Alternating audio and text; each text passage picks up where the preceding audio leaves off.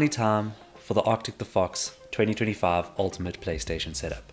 So as most of you would know if you've watched last year's video, I don't have a full room. We have an open plan house, so I just have the living room quarter of that for my PlayStation setup. Maybe one day when we're a much bigger channel, we'll have a full room tour of just a PlayStation room, and I think that would be really awesome.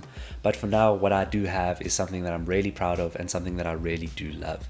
So without further ado, let's hop straight into it and we'll cover it in section by section, because this room is broken up into 3 equal parts. First of all, we have the game shelf with the controllers, the main setup with all the PlayStations and TV, and then an awesome shelf setup that I've more recently added.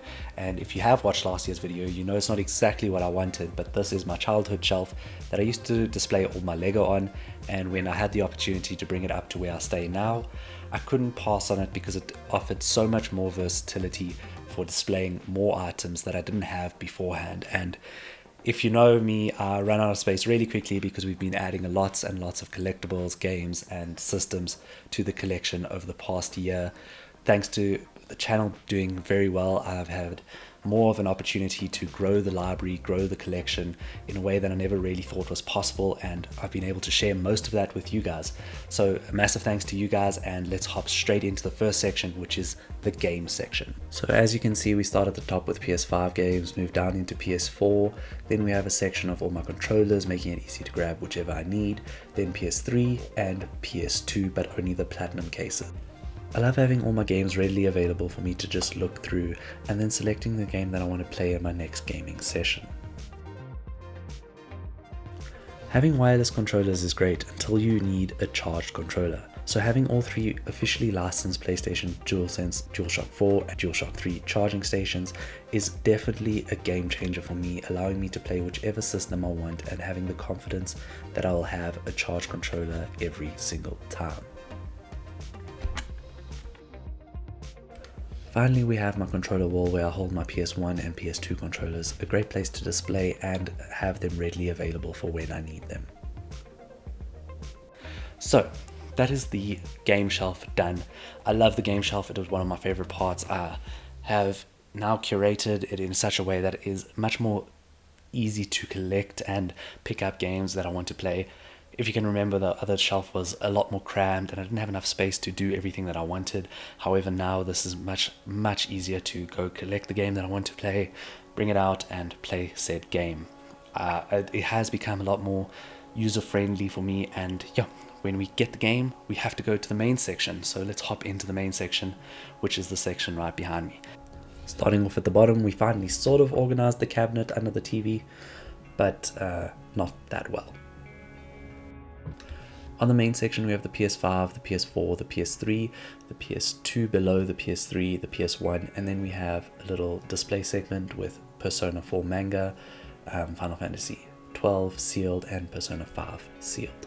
This setup allows me to play any PlayStation game that I would want at any time, thanks to them all being hooked up to the same TV.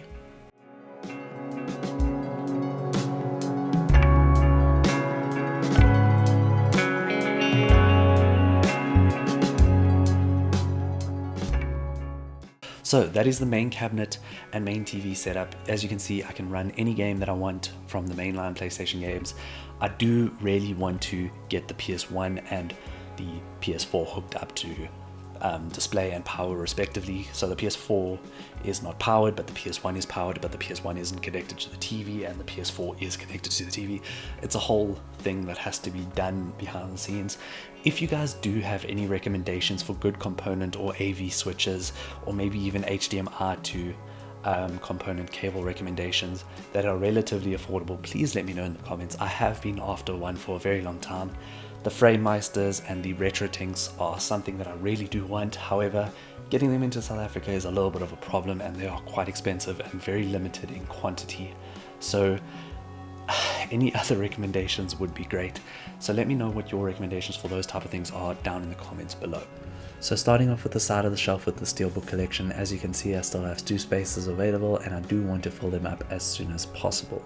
The bottom layer houses some of my boxes for the various things that I own. And the layer above that is what I'm considering my retro section. So starting off with the PS2 section that has some PS1 games, has the multi-taps. It is a very full collection that I'm very proud of. So let's just run through some of those.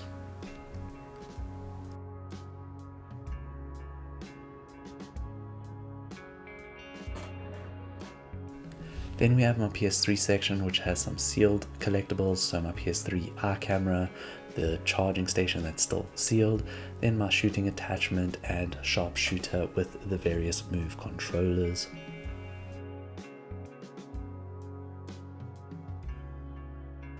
Then we have my portable section for my PSP and PS Vita. This houses not only the games, but also the various systems that I own.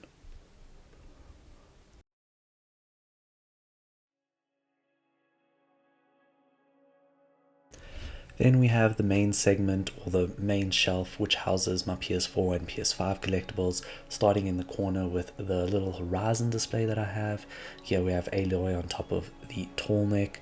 Then we have Baldur's Gate 3, my various special editions for PS4 behind, the most recent LEGO Horizon Adventures set. On top of those PS4 collections, we have 3 Gran Turismo cars. I have managed to get 2 more since last year. Then in front of my controllers, we have the DualSense Edge, then the various DualSense controllers that I've collected thus far. Obviously next week we have the release of the Last of Us controller, and these are all in protective display cases. Then above that display cases we have my PS4 camera. Now let's pop out and see an overview of the whole setup.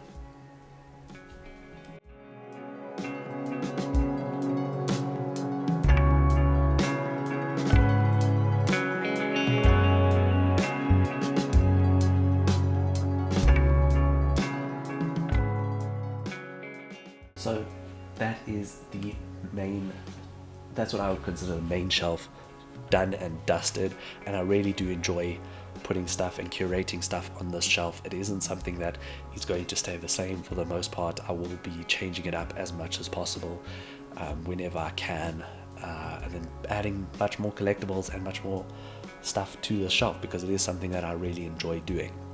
So thank you guys so much for watching the video. I hope you guys enjoyed the video, and I hope you guys will like and share and stay tuned for what is still to come. This is a space that I have grown fond of and really enjoy playing all my games here. It is a space that is curated and built to my own specifications or own liking. I do wish I had a full room at some stage, but for now this is perfect, and I'm thankful that my fiance allows me to use the living room in the way that I do. I know it's not always the most appealing for having guests over, but luckily most of our guests understand what is going on here. I'm playing video games and I'm doing this for the YouTube channel, and yeah, I hope that you guys enjoy it as much as I do, and then I will check you guys next week for the Last of Us controller unboxing. I do have to apologize for not doing a Tuesday video. However, as you can probably tell, I am still under the weather and I'm struggling with my sinus, so I hope that the audio isn't too frustrating, but I hope you bear with me, and then I will check you next week. I don't know if we're going to have a top 5 Tuesday or if it's just going to be another Friday video. I don't want to do too many videos while I sound like this, but other than that, I will check you then.